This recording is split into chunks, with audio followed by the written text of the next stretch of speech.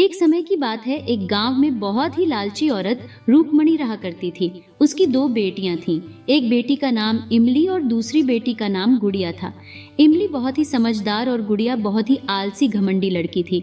वह दिन भर सोती रहती और घर का एक भी काम नहीं करती थी। फिर भी रुक्मणी गुड़िया से ही ज्यादा प्यार करती थी, क्योंकि वह उसकी सगी बेटी थी। रुक्मणी को इमली बिल्कुल पसंद नहीं थी, क्योंकि वह उसकी सौतेली बेटी थी। दरअसल जब इमली का जन्म हुआ था, तभी उसकी माँ उसे छोड़कर चली गई थी। तब उसकी देखभाल के लिए उसके पापा ने दूसरी शादी कर ली थी। शादी के कुछ हफ्तों तक तो इमली की सौतेली माँ रुक्मणी ने उसका अच्छे से ख्याल रखा, लेकिन जब कुछ सालों बाद उसकी खुद की एक बेटी हुई, तब रुक्मणी ने इमली के साथ बुरा व्यवहार करना शुरू कर दिया था। एक दिन, ए मनहूस, चल जल्दी से उठ और जाकर बर्तन साफ कर। लेकिन माँ, अभी मुझे पढ़ाई करनी है। कल स्कूल में मेरा टेस्ट है, मुझे उसकी तैयारी करनी है, नहीं तो मैं फेल हो जाऊंगी। अरे, पास होकर भी कौन सी तू बड़ी अफसर बन जाएगी। चल जल्दी से उठ और बर्तन साफ कर। उसके बाद तुझे कपड़े भी धोने हैं। और हाँ, इसके बारे में तेरे पापा को बताया तो मुझसे बुरा कोई नहीं होगा। बड़ी आई महारानी, पढ़ाई करने वाली। ठीक है माँ, मैं अभी जाकर काम करती हूँ। हाय रे, ना जाने कब जाएगी ये मनहूस हमारी जिंदगी से। इमली अपनी सौतेली माँ की जली कटी बातें सुनकर अकेले में बहुत रोती थी और अपनी माँ से कहती, माँ, आप मुझे छोड़कर क्यों चली गई? मुझे भी आपके पास बुला लो माँ, मुझे यहाँ नहीं रहना। थोड़ी देर बाद इमली घर का काम करने लग जाती है। इमली घर का काम कर रही थी और रुक्मणी अपनी बेटी गुड़िया के साथ मिलकर टीवी देख रही थी और बातें कर रही थी। गुड़िया, मेरी प्यारी बिटिया, तुझे बहुत भूख लगी होगी ना बेटा। मैं अभी तेरे लिए खाना मंगवाती हूँ, इमली से कहकर। हाँ माँ, भूख तो मुझे बहुत तेज लगी है। तभी रुक्मणी इमली को आवाज लगाती है, अरे ओ इमली, जल्दी से खाना लेकर आ, मेरी गुड़िया को भूख लगी है। हाँ माँ, अभी लाई। थोड़ी देर बाद इमली खाना लेकर आती है। तभी खाना टेबल पर रखते समय इमली से टेबल पर रखा गिलास नीचे गिर जाता है। किसी काम की नहीं है ये कर्मजली, एक भी काम ठीक से नहीं कर सकती। काम करना तो आता नहीं, ऊपर से मेरा नुकसान और करवा दिया इस मनहूस ने। रुक, तुझे तो मैं सिधा करती हूँ। रुक्मणी को इमली पर बहुत गुस्सा आता है और वह उसे मारने लग जाती है। माँ, मत मारो माँ, आगे से ठीक से करूंगी माँ। आज तो तुझे सीधा करके ही रहूंगी। मारो माँ, मारो और मारो इसे। रुक्मणी इमली को खूब मारती है। इमली रोते हुए अपने कमरे में आ जाती है। वह कमरे में बैठकर बहुत रो रही थी। तभी उसके पापा सुभाष भी ऑफिस से घर वापस आ जाते हैं।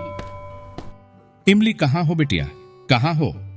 इमली के पिताजी सुभाष इमली को ढूंढते ढूंढते उसके कमरे में चले जाते हैं और वह देखते हैं कि क्या हुआ इमली बिटिया, तुम रो क्यों रही हो? कुछ हुआ है क्या बिटिया?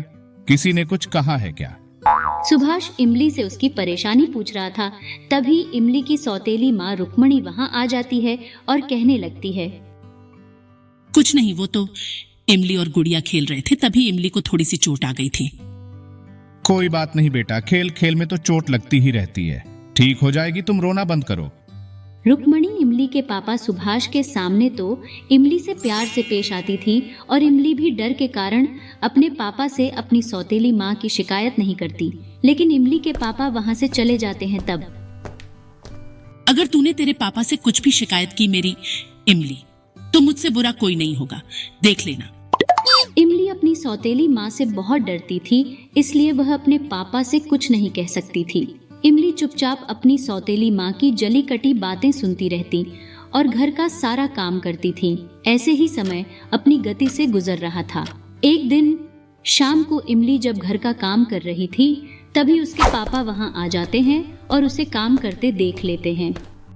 इमली बिटिया, तुम क्यों काम कर रही हो? तुम्हें पढ़ाई नहीं करनी क्या? इमली के पापा उससे पूछ रहे थे और इमली दुखी होकर चुपचाप खड़ी थी और कुछ नहीं बोल रही थी। बताओ बेटा, क्या हुआ, बोलो बेटा। सुभाष के इतना पूछने पर इमली ने अपने पापा को अपनी सौतेली माँ के बारे में सब कुछ बता दिया। इमली के पापा इमली से बहुत ही प्यार करते थे। इमली की बातें सुनकर सुभाष को बहुत गुस्सा आ जाता है। रुक्मणी, रुक्मणी, अरे ओ रुक्मणी, कहाँ हो? जल्दी बाहर आओ। क्या हुआ, आप इतने गुस्से में क्यों हो? तुम्हें नहीं पता तुमने इमली के साथ क्या किया है। मुझे इमली ने सब कुछ बता दिया है कि कैसे तुम उससे पूरे घर का काम करवाती हो। अब तुम्हें भोली बनने की कोई जरूरत नहीं है। नहीं नहीं, ये इमली झूठ बोल रही है। अब तुम चुप हो जाओ रुक्मणी और निकल जाओ मेरे घर से। तुम इस घर में रहने लायक ही नहीं हो। नहीं नहीं, मुझे घर से मत निकालिए, माफ कर दीजिए मुझे।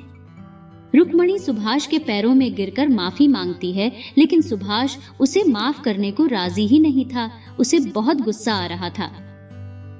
आज तुम्हें इस घर से जाना ही होगा रुक्मणी। पापा माफ कर दीजिए मम्मी को, मैं मम्मी के बिना नहीं रह सकती। हाँ पापा, माफ कर दीजिए मम्मी को। मैं नहीं चाहती कि मेरी तरह गुड़िया के सर से भी माँ का साया छीन जाए। देखा तुमने रुक्मणी, तुम्हारे इतना बुरा व्यवहार करने पर भी इमली तुम्हारा ही साथ दे रही है। रुक्मणी को अपनी गलती का पश्चाताप होता है और वह इमली को रोते हुए गले लगा लेती है।